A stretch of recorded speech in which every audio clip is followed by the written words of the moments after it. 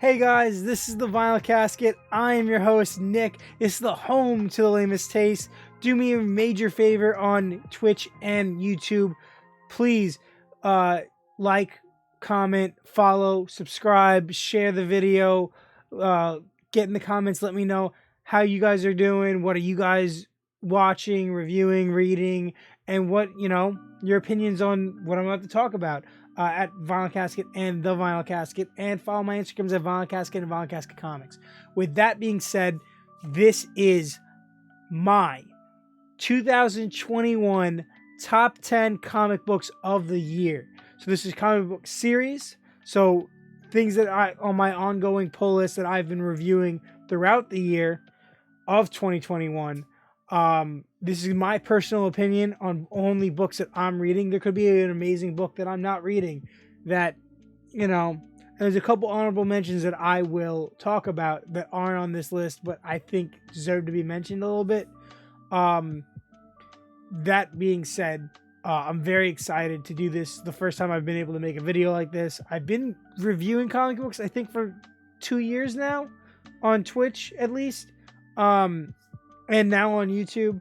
I was very excited to make this list and do a video like this. And like I said, post your top 10 in the comments and let me know what's going on. Okay, so honorable mentions before we start are going to be Catwoman, Suicide Squad, the Marvel's event Hellfire Gala, and Daredevil.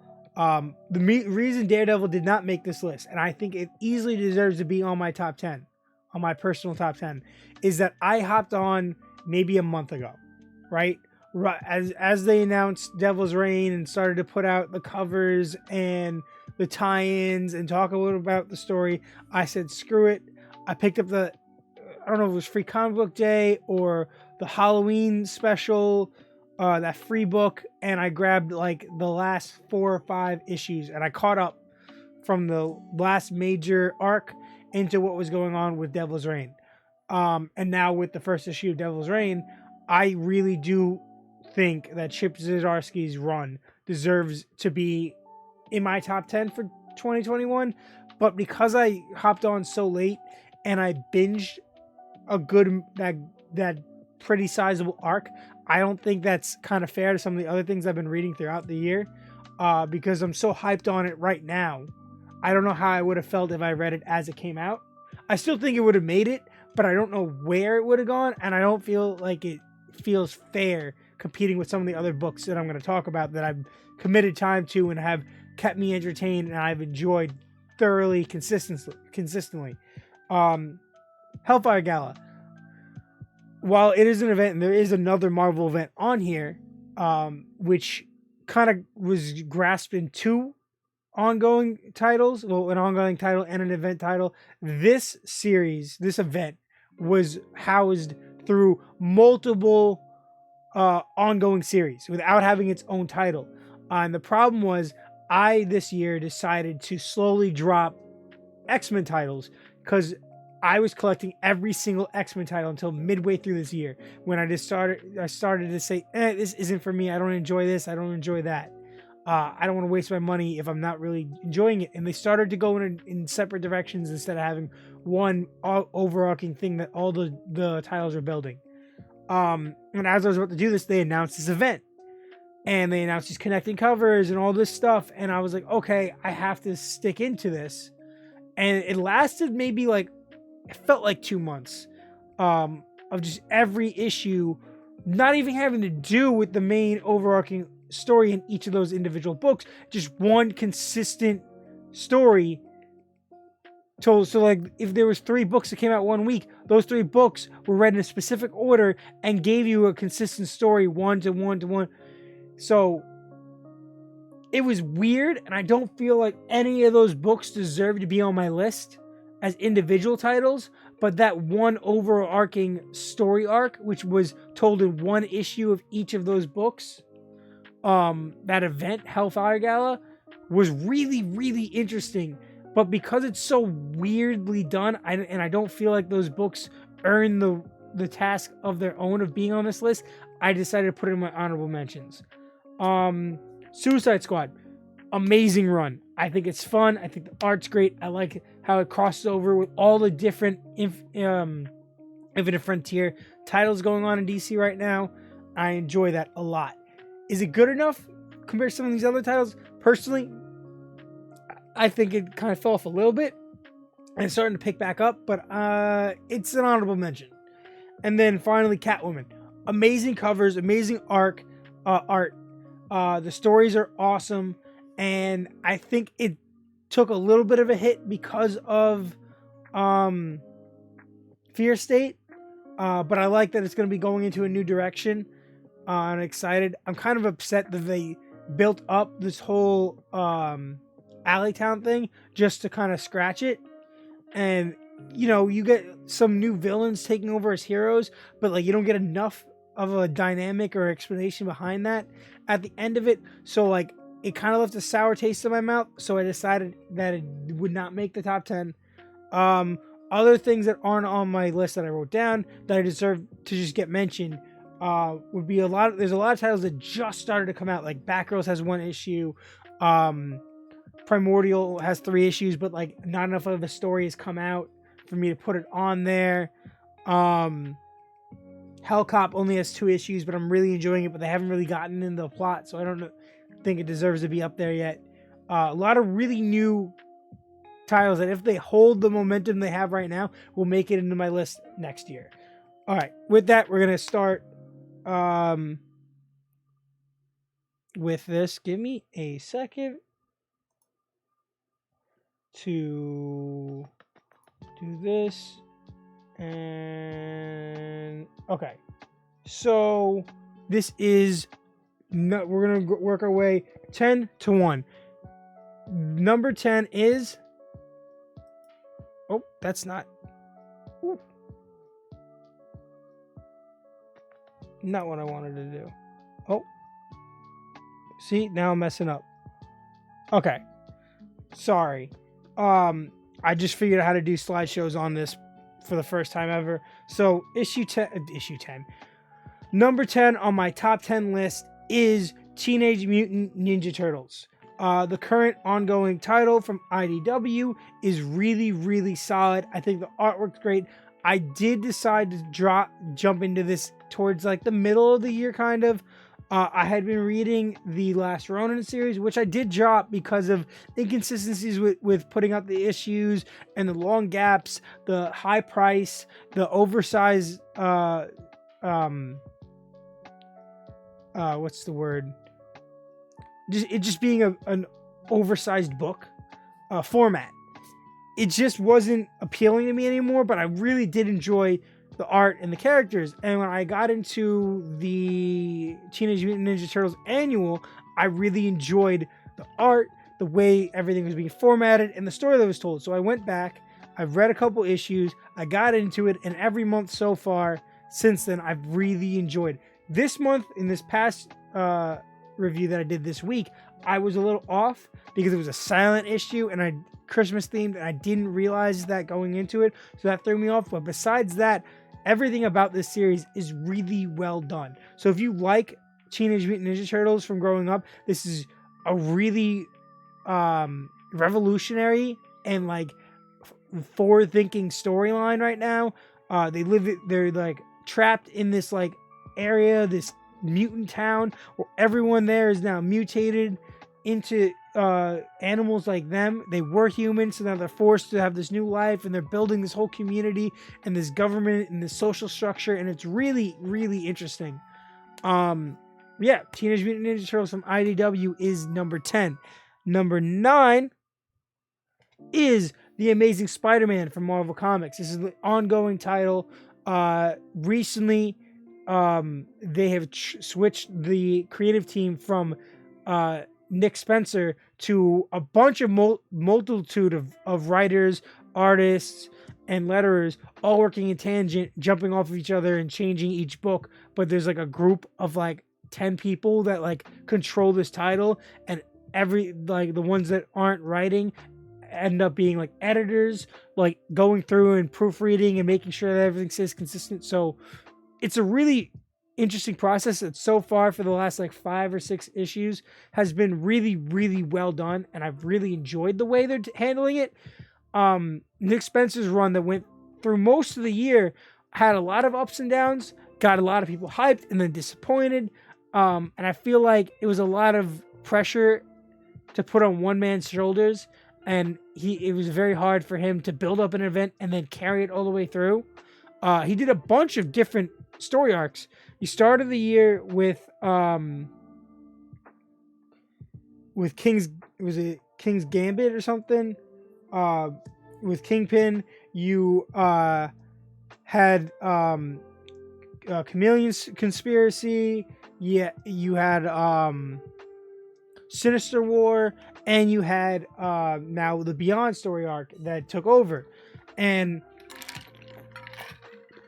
I did like a lot of the things that Nick Spencer did and brought back and mentioned, and I'm excited to see some of those things mentioned soon, like Peter Parker's sister, Boomerang, the stuff with Boomerang. I hope he gets brought back somehow, some way. His other roommate, Robbie's son, who was dating the new Beetle.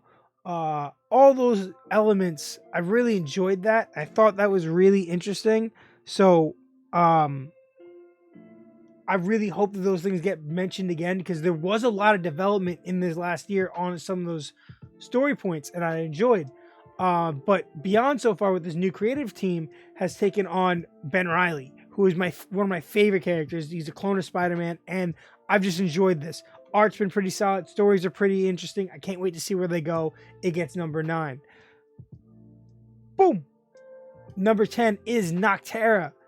Nocterra from Image Comics is by Scott Snyder, and it is phenomenal. I think there's only a handful of issues, maybe 5 or 6 right now, but costume designs, cover art, internals, the overarching plot of this world consumed where the sun went out and there's no sunlight and they're consumed by shadows, and these creatures that live in the dark try to kill them, and humans turn into these creatures and animals turn into these creatures when they don't have enough sunlight exposed to them. Really interesting. Not much to say because there isn't a lot out, but this whole year has been so much fun reading and keeping up with this series. It gets number 8. Number 7 is a story event arc. There was done by an Alpha and Omega, and in between were a bunch of one-shots, each having to do with a different symbiote from the Life Foundation symbiotes and Toxin. So, really cool story that brought back Carnage after him getting destroyed, going into King in Black. I thought it was cool the way they did it. The covers, all the different variant covers are cool.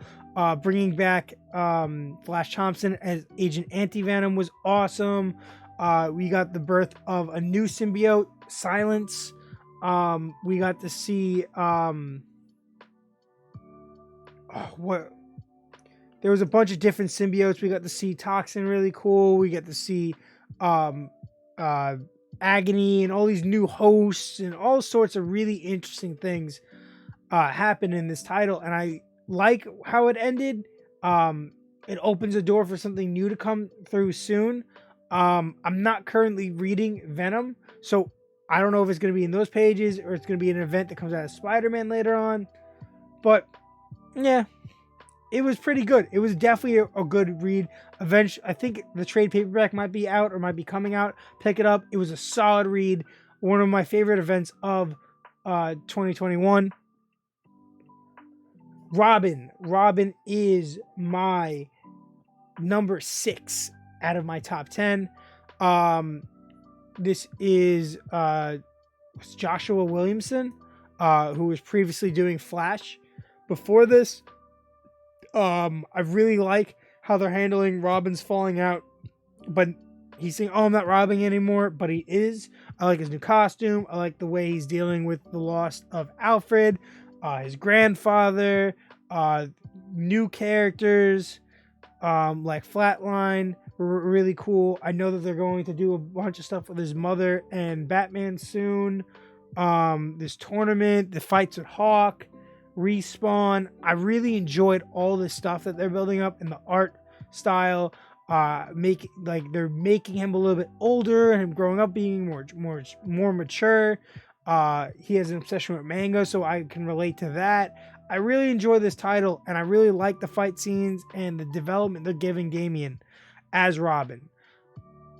Number 5 is another Marvel event. This is King in Black. So King in Black had its own series, its own mini-series, but also was happening throughout the pages of Venom's ongoing by Donny Cates. This whole event was by Donny Cates, who's now doing Hulk, which I've enjoyed the first 2 issues.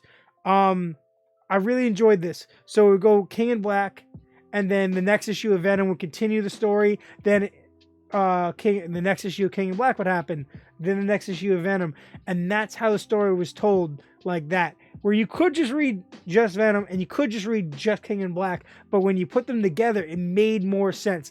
Things that were mentioned that weren't super important in that single issue became more elaborate and more explained.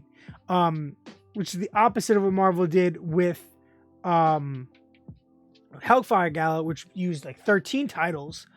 This used 2, and it didn't feel like I was being scammed or forced to buy an issue of something that I didn't want. I was already reading Venom, and I was gonna read this event.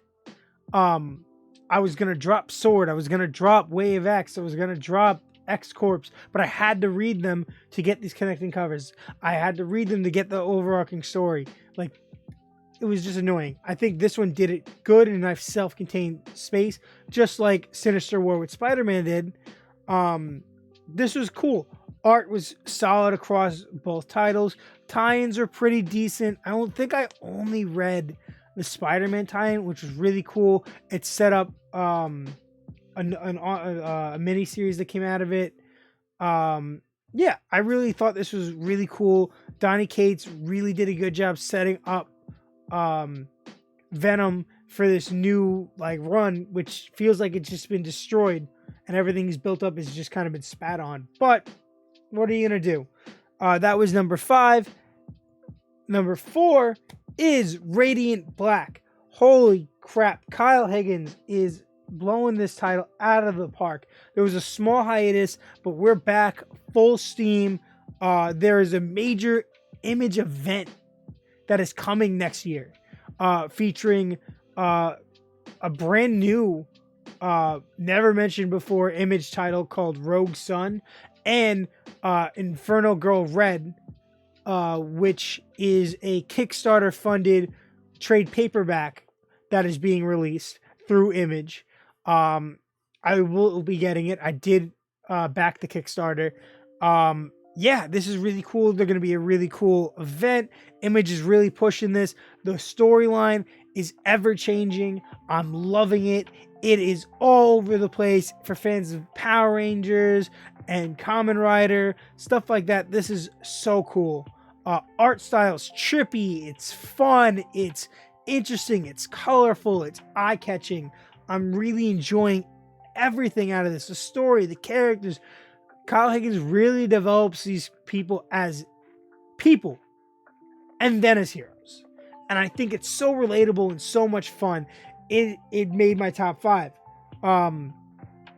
Easily one of the best things I've read all year, and I can't wait. It's definitely going to make it into the list next year. I know with this massive event coming out of this, so cool. Are you guys ready for number 3? Because I am. The Me You Love in the Dark, another Image title. This is by none other than the amazing Scotty Young. Scotty Young is one of my favorite variant cover artists. He also is writing Strange Academy and has a bunch of independent titles that he also writes for. There was a new title that's teased at the end of the last issue of this, issue 5, I believe. I think this is just a 5-issue miniseries. They teased a new series that's coming out from him. Very excited for it. Art here is phenomenal. This is an art book. The story was like this weird horror mystery story. Really interesting. The art style is super original and unique for this story. It's awesome. Everything about it.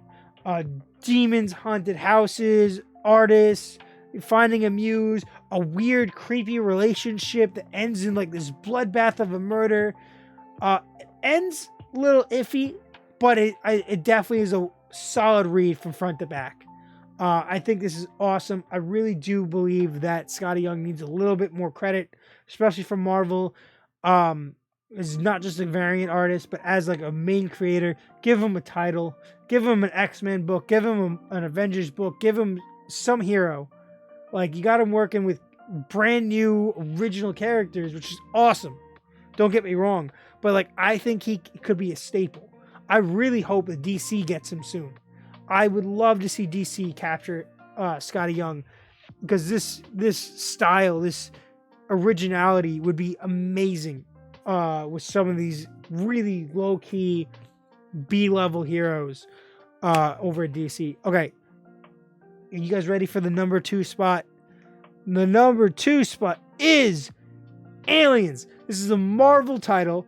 When Disney acquired Fox, they acquired the rights to Alien and Predator.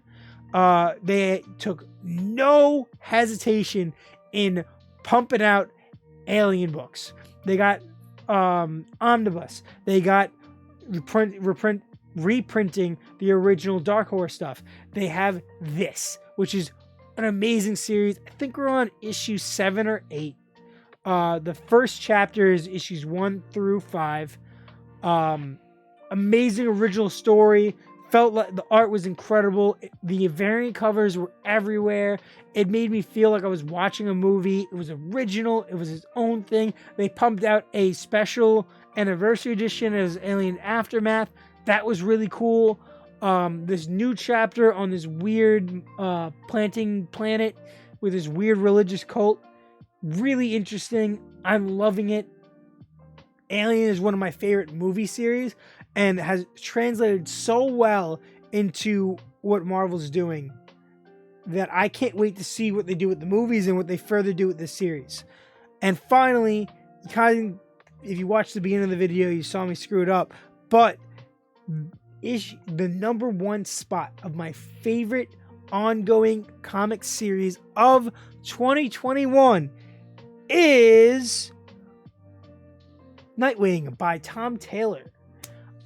This is incredible.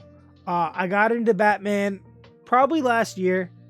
I got in with Joker War, read throughout Joker War, saw Nightwing come back to normal, and was really excited to see what direction they were going to go with. And when I heard that it was Tom Taylor from Deceased doing it, I was like, oh, that's going to be interesting. And man, did they blow it out of the water. Art. There's like 3 artists on it. They're really good. The storyline is great. The relationship with the side characters and how they're basically like, it's not just a Nightwing book. There's Barbara Gordon and Tim Drake and all these other characters. It's a Bat Family book.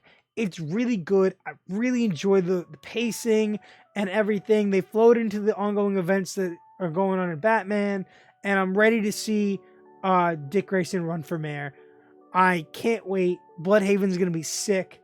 They did a really good job of setting this up, and I'm so pumped. It hands down was my favorite book of the year. Every month, I was so excited to get this. It was always the first thing I read out of my pull list every single time. There was not a single issue I didn't enjoy.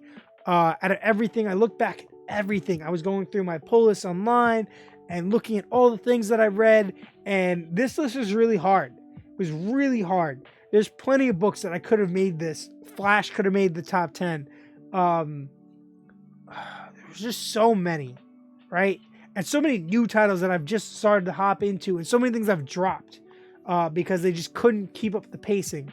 One miniseries that I would have loved to put on here was Man Bat, but it just, what they did with him in Task Force Z currently kind of diminished how I feel about that book. Nightwing, hands down, Tom Taylor is my favorite comic to come out 2021, and that is my list. That is my top 10. That is my opinion. Let me know yours in the comments here on YouTube, or DM me on Instagram at Vinylcasket'S. That being said, this is the Vinyl Casket. My name is Nick. This is the home to the lamest taste. Please follow, subscribe on YouTube and on Twitch, and like and comment on YouTube. Follow the Instagrams and do me a huge favor and please stay lame